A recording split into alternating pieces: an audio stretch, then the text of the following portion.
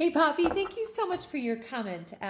It's excellent and ever so important at this time. And yes, moving federal employees into private sector work, and in my instance, I'll tell you, this actually was what inspired me to make the last few of my videos.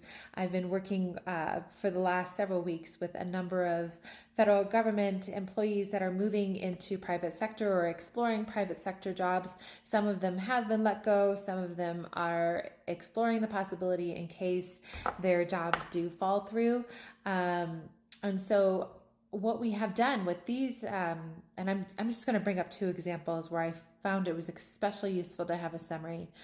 The first is an attorney who had spent several years in private practice doing all types of litigation, and ultimately ended up at another organization, a federal organization that does a number of areas of litigation also.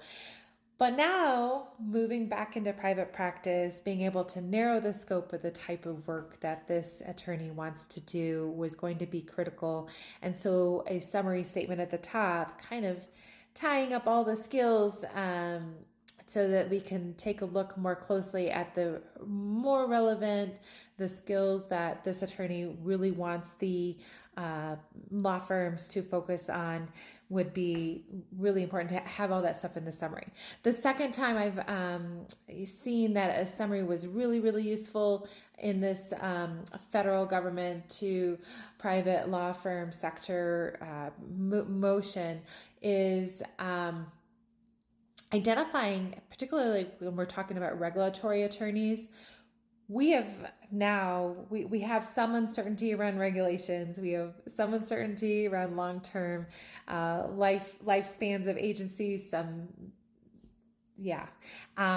so instead of looking at the regulatory work that they have been doing domestically, directly, what we're focusing on is their sister or brother regulatory frameworks that are set up in other countries.